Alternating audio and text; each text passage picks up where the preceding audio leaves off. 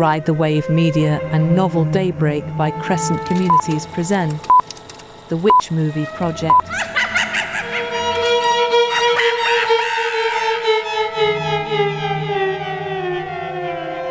Oh yes, the violin, the witch laughing. It's that time again, Courtney.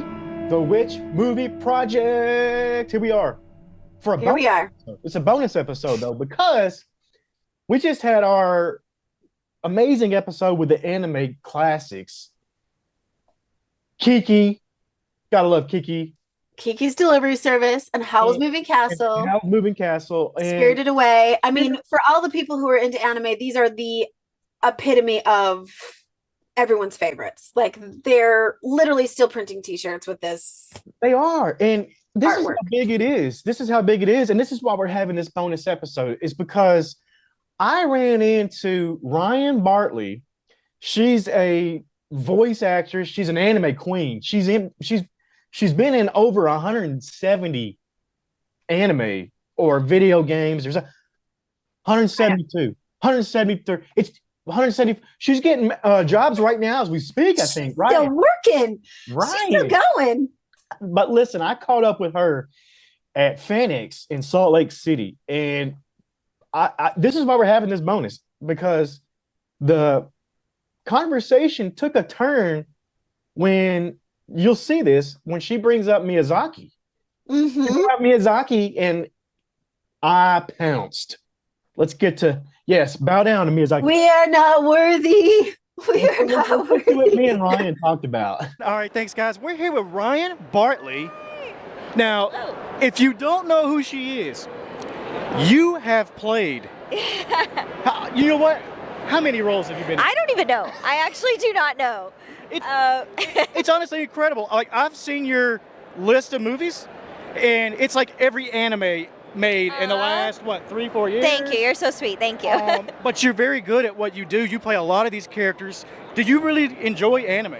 I do. I love anime. I didn't grow up watching a ton of it, but I was always a big Pokemon fan. And I was a massive Hello Kitty fan growing up. That's not really anime, but anime adjacent. And yeah, now I get to work on both of those properties. It's a dream come true. But yeah, I'm just super grateful. And I was always a big fan of Miyazaki movies. Miyazaki. Now, I like Princess Mononoke. Yeah. That's Miyazaki, right? Yeah. One of my favorite. Well, okay. So I think as a kid, my favorite was Kiki's Delivery Service, but I don't know. It might be Spirited Away now. And are you part of Kiki's? No. Oh, that's a different Kiki. You're in Kiki's something, but that's not the same Kiki from. Oh, you know what? That's a different thing. That's a different Kiki's. Yeah. Yeah, but you are. Good memory. Good. I promote it. But you got to also mention Howl's Moving Castle. Yeah. That movie's incredible. I'm working on a project right now, the Witch Movie Project, and we actually break down Howl's Moving Castle. I got a local witch. What? And me and her are doing a podcast on that. Oh my gosh. So when you bring it up, I'm like, oh my gosh, I know this stuff. That's very cool. Yeah. No, that's awesome. But we were in the same boat. It was like, we didn't grow up with anime. It's polarizing. It's either you hate it or love it, which I'm like, why? I love it now. I do too. And I think it got a bad rap for so long that people didn't like it. And it's like, oh, well, I don't like it either. But you never watched it. Well, there's also when I was a kid, it was harder to find. Now it's everywhere. We have so many different ways to watch anime, and you can find even Disney Plus, like Hulu, Netflix. Every platform has a Crunchyroll. Yeah, Crunchyroll, of course.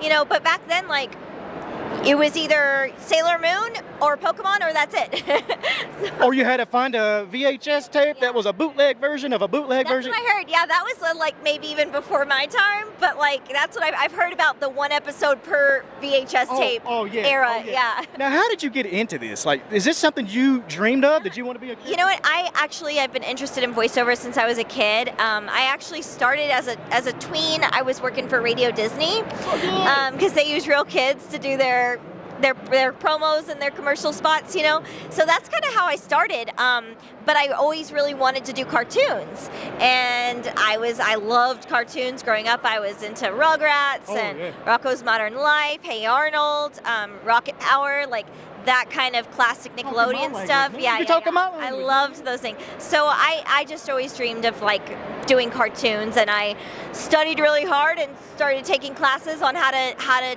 how to do cartoon voiceover, which is very different from other kinds. But yeah, that's kind of how it started. I But- wanted to touch that because a lot of people think, oh, I could do that. I could be a voice actor, but there's a lot that goes into it. Right? there is. I mean, I started doing stage work, so I was doing musical theater and plays all as a kid, and then and dance classes and all that kind of thing. And so, you know, I mean, voice actors are actors, like that really has to come first and foremost. So I always tell people, like, if you can do plays at school or any kind of theater at all is great training to get your feet wet in that world. And it's acting. So take an acting class, take an improv class, like that's a great way to get into voiceover. Now, let me ask you something serious, because acting does take a toll on the actor themselves. Yeah. How do you deal with anything like that might have got you down? Right. Maybe there's a message of hope that you can have for somebody else out there listening. What would it be? You know, it's acting is a lot of rejection. I tell everybody that comes up to me and says, "Oh my gosh, you have so many roles," and I say, you know, you're looking at the tip of the iceberg. This is this, and this is what I audition for that I don't book. You know what I mean? So it is a lot of rejection. It is mentally pretty hard sometimes. But the thing is, I think what keeps me going is, you know, every job is hard nowadays. It's hard to get any sort of job, so you might as well pick something that you love. Yeah. You only live once. You know, life is very precious. We only have such a tiny amount of time on this earth. So I always tell people, chase your dreams. You're never too old to start, first of all. I get people from all ages asking me, am I, you know, could I be a voice actor, do you think? How do I break in? Like, am I too old? Am I too young? And I always tell people, no, you're never too old, too young. Like I said, I started when I was a little kid. I have a friend who was in the military, and he's now a massively successful voice actor. He does cons all the time. He directed me on a video game recently. And he was in the military. This is his second career. So he books all those Call of Duty, all those kind of video games, because he has the real experience, and he really does sound like he's in that world. You know, when he gets those auditions, he kills it. You know, but his is his second career. So I always tell people, you're never too old, you're never too young.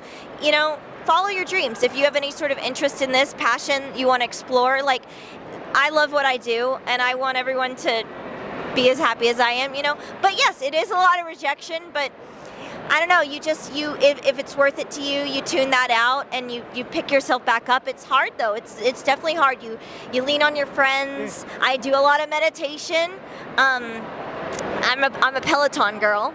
So, you know, working out can help, meditating can help. One of my coaches, Tony Oliver, people might know him as Lupin the Third. He was also one of my voiceover teachers and directs me. He directed the Hunter x Hunter dub. He directs a bunch of stuff. He tells people, you know, if you're religious, prayer can help. You know, there's so many different things that people can turn to help them in those dark times. But you know, you find what works for you, and you just keep fighting, and you never give up. You know, Realize there's tomorrow. There's always a tomorrow. There is. The sun is always going to come back out. The world's going to keep spinning. You know, and it's a hard time to do anything. It's a hard world to live in right now, and it's stressful, and there's just so much going on. But you know, the convention world is a safe spot, is a safe place. We're all family here. You know, I want to get into that because a lot of people here, these are the outcasts. Yeah. These are the nerds, which used to be a derogatory term. Yeah. Not anymore. I'll say I'm a nerd and I'll fight anybody that wants to go against it. You know? No, nerds are cool. They are. No, but we're such a family here. Like, we don't laugh at anyone. This is an inclusive community. We're here to have fun. We're all quirky. We're all got our strangeness, you know, but it's nothing but love here. And I want people to come to a place where they feel like this is where you belong. Safe. Yeah, it's a safe place where you can feel like everyone is just as odd as you, and that's a good thing. You know? It's almost like there's a competition to see who can be the oddest. That's, you know, that it happens. It happens. I love it. But we're all little weirdos in our own ways, and you know, you just embrace that. And I love to see everyone bring them their unique selves to the table. Have you ever seen the movie The Craft? Oh yeah, with the witches? Yes. Do you remember when they get off a bus and the guy tells them, "Look out for these weirdos," and she looks at him and says, "We are the weirdos, mister." Yeah. What?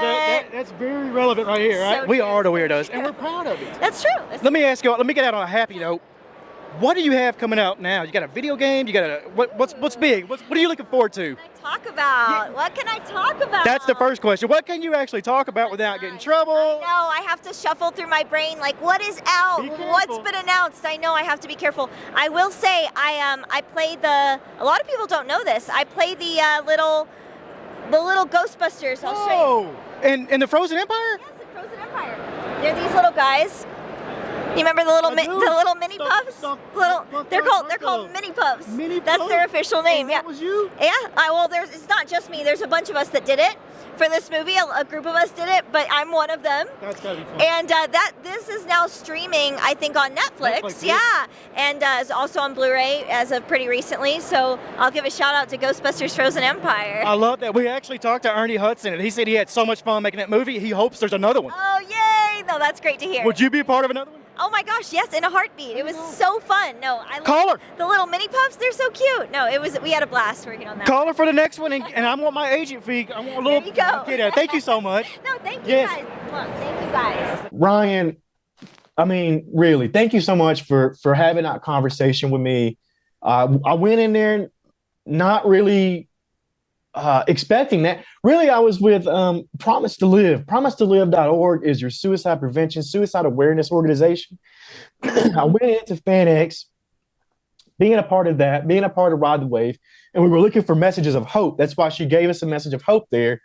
But the Miyazaki conversation leading into the anime convo and all that, I mean, that was incredible. Like that was just kismet, all at the right place at the right time, and the right conversation was happening. It really was. And she's incredible. She really is an anime queen. Like, I wasn't kidding about her being on 170 plus different voice actor roles in Kikiverse, Hello Kitty, Demon Slayer. She even talked about that in the interview. She's like, I have been a part of my childhood fantasies. Like, this is what a career. I mean, man, I would love to be doing voiceover work or something like that. I always thought when I was a kid I was going to grow up and be an actress, and I was going to do this. I thought I'd be on SNL. Honestly, I wanted to be the next Kristen Wiig before Kristen Wiig, right? It's not too late, Courtney. You still so maybe that's in my future, but you still got a chance. Listen, what a career she's had. It is, and I don't think I did it on air, but I actually off air, I did invite Ryan to the event, October 26th. Novel Daybreak by Coco Communities presents the Witch Movie Project live podcast taping and movie screening and costume contest. Oh, wouldn't that be amazing? Oh man, I invited her. I said, hey, come on out. So, I mean, she probably... It'd be amazing if she came. And talk about a message for hope. I mean, when we talk about these two movies that we did, well, 3 movies, 2 movies, 3 movies, and a lot of those movies that she did voices for, that's a lot of hopeful messages when you talk about messages of hope. And I hope people get like that from watching those movies, is that loved feeling. Absolutely. And if anybody out there, if you're going through something out there, go to promisetolive.org. That's promise, the number 2, live.org. You can make the promise today. It only takes a couple seconds. Really, if you're going through something out there, remember you're not alone, and just ask for some help. Ask for some help. Until then, we'll see you guys next week.